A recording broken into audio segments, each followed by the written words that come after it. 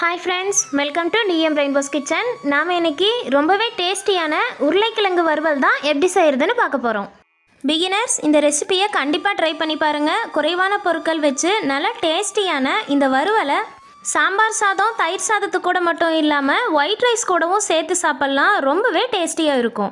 இந்த வறுவல் கூடவே சூடான வடித்து சாதம் சேர்த்து கிளறிட்டிங்கன்னா குழந்தைங்க லஞ்ச் பாக்ஸுக்கு கூட கொடுத்து விடலாம். ரொம்பவே விரும்பி சாப்பிடுவாங்க.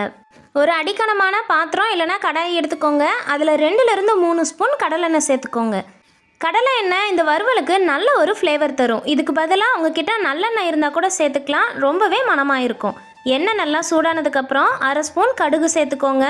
இது கூடவே 1 ஸ்பூன் சீரகம் சேர்த்துக்கோங்க. சீரகம் கொஞ்சம் அதிகமாக இருந்தால் தான் டேஸ்ட் ரொம்பவே சூப்பராக இருக்கும். கடுகு சீரகம் ரெண்டுமே நல்லா பொரிஞ்சு வந்ததுக்கப்புறம் மீடியம் சைஸில் ஒரு பெரிய வெங்காயத்தை பொடியாக கட் பண்ணிவிட்டு சேர்த்துக்கோங்க.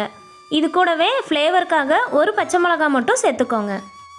ஒரு கொத்து கருவேப்பிலை சேர்த்துட்டு வெங்காயம் நல்லா கலர் மாதிரி வதங்கி வர அளவுக்கு 2லிருந்து 3 நிமிஷம் வதக்கி விட்டுக்கோங்க.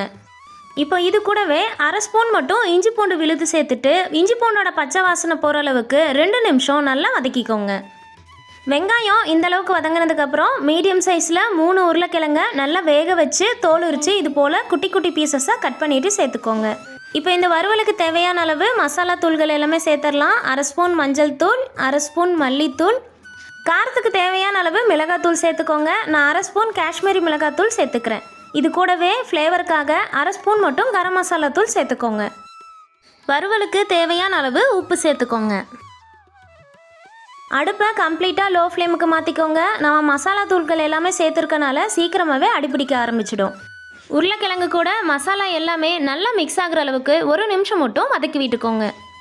இந்த ஸ்டேஜில் 1/4 டம்ளர் மட்டும் தண்ணி சேர்த்துக்கோங்க. தண்ணி அதிக அளவில் சேர்க்க வேண்டியதில்லை. 2 இல்லைனா 3 ஸ்பூன் சேர்த்திங்கனாவே சரியாக இருக்கும். இப்போ ஒரு மூடி போட்டு மூடி வச்சுட்டு 2லிருந்து 3 நிமிஷம் லோ ஃப்ளேமில் நம்ம சேர்த்துருந்த மசாலா பொருட்களோட பச்சை வாசனை போகிற அளவுக்கு வேக வச்சு எடுத்துக்கோங்க. இப்போ ஓப்பன் பண்ணி பார்க்கலாம். நல்லா டேஸ்டியான உருளைக்கிழங்கு வறுவல் நல்லா சூப்பராக ஈஸியாக ரெடி ஆகிடுச்சு. கடைசியாக கொஞ்சமாக கொத்தமல்லி கருவேப்பிலை தூவிட்டு அடுப்பை ஆஃப் பண்ணிவிடுங்க. நீங்கள் விருப்பப்பட்டால் 2-3 புதினா இலைகள் கூட சேர்த்துக்கலாம். டிஃப்ரெண்ட்டான டேஸ்ட்டில் இருக்கும்.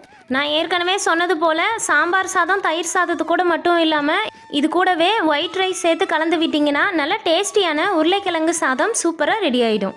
இந்த ரெசிபி உங்களுக்கு பிடிச்சிருந்ததுன்னா லைக் பண்ணுங்கள். உங்கள் ஃப்ரெண்ட்ஸ் அண்ட் ஃபேமிலி கூட நிறைய ஷேர் பண்ணுங்கள். மறக்காமல் டிஎம் ரெயின்போஸ் கிச்சனை சப்ஸ்கிரைப் பண்ணிக்கோங்க. தேங்க்யூ.